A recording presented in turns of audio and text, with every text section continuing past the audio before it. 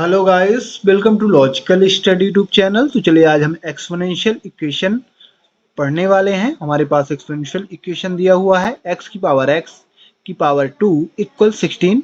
यहाँ हमें x की वैल्यू फाइंड करनी है। तो सबसे पहले अपना क्वेश्चन लिखेंगे हम। ये मैथ ओलंपियाड प्रॉब्लम है। सेम क्वेश्चन लिख लेंगे x की पावर 2 इक्वल 16।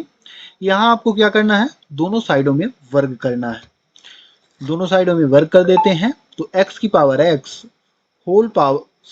की पावर 2 होल पावर 2 इक्वल 16 की पावर 2। दोनों साइडों में हमने क्या किया, वर्ग कर दिया। अब आपको वर्ग करने पर एक एक्सपोनेंशियल रूल होता है, a की power m whole power n। यदि इस प्रकार दिया है तो पावर का आपस में मल्टीप्लाई होता है, तो ये आएगा a की पावर m इंटू n। या फिर हम इसको लिख सकते हैं इक्वल a की power n whole power m।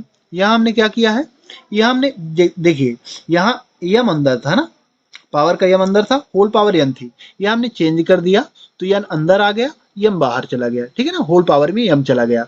यानी हम पावर को एक्सचेंज भी कर सकते हैं या फिर इनटू में कर सकते हैं। इस प्रकार की यदि आपको एक्सपोनेंशियल प्रॉब्लम मिलती है तो ये फॉर्मूला महत्वपूर्ण है, यही फॉर्मूले का यूज करेंगे। चलिए यहाँ क्या करेंगे, यहाँ हम आपस में मल्टीप्लाई करेंगे, क्योंकि पावर का आपस में मल्टीप्लीकेशन हो जाता है। तो ये बेस वैल्यू है, बेस वैल्यू की पावर क्या मानी जाएगी, x की पावर 2, ये पूरी पावर है। तो यहाँ 2 का x के साथ मल्टीप्लीकेशन हो जाएगा। तो अगला स्टेप हमारा बनेगा x की पावर 2x स्क्वायर इक्वल 16 की पावर 2। ठीक है ना, ये बनेगा। अब अगला स्टेप हम क्या करेंगे कि हमें ये रूल लगाना है। ठीक है ना, पावर को हम अंदर लेंगे, ठीक है ना, इसको और इसको बाहर होल पावर में लगाएंगे। तो x की power 2 whole power x square equal 16 की पावर 2।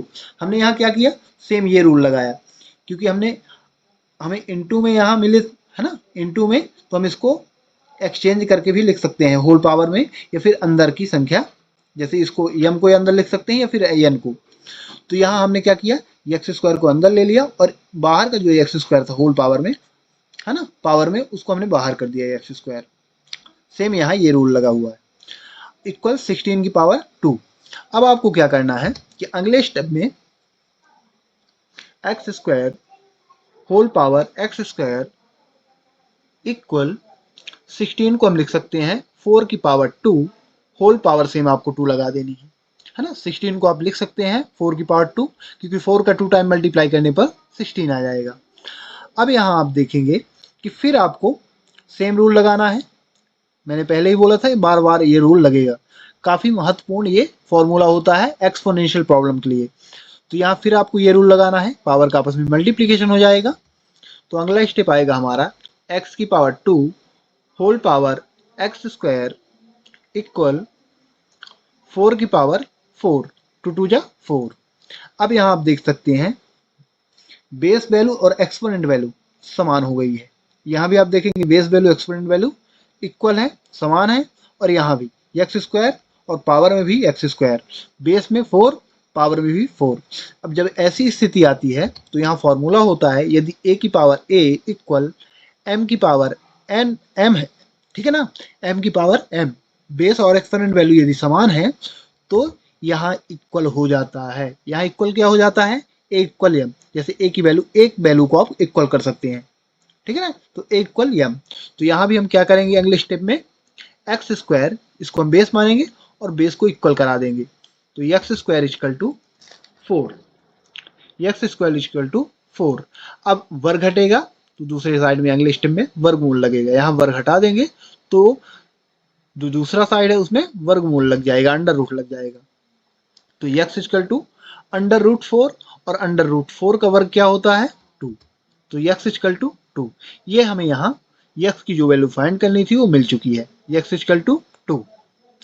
अब आपको क्या करना है कि जब हमारे पास वैल्यू मिल चुकी है एक्स की, तो एक्स की वैल्यू सही है या गलत, इसको हम चेक करने के लिए क्वेश्चन को वेरीफाई करेंगे।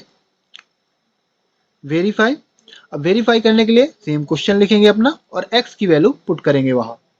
एक्स की वैल्यू पुट करके LHS इक्वल RHS करेंगे, है ना, LHS और RHS को इक्वल करेंगे। यदि इक्वल आएगा तभी हमारी एक्स की वैल्यू सही मानी जाएगी। चलिए x की वैल्यू पुट कर देते हैं। तो यहाँ जहाँ जहाँ x है वहाँ आपको 2 पुट करना है। 2 की पावर 2 इक्वल 16।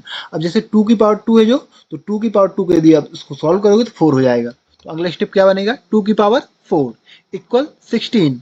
और 2 की पावर 4 का मतलब क्या है, 2 का 4 टाइम मल्टीप्लाई करने पर क्या आ जाएगा, 16 इक्वल 16। यानी LHS इक्वल RHS हमारे पास प्राप्त हो रहा है। यदि LHS और RHS इक्वल हो रहे हैं, यानी हमने जो x की वैल्यू फाइंड की है वो पूर्णतः सत्य है। तो गाइस आशा करता हूँ कि ये आपको एक्सपोनेंशियल प्रॉब्लम अच्छी तरह समझ में आ गई होगी।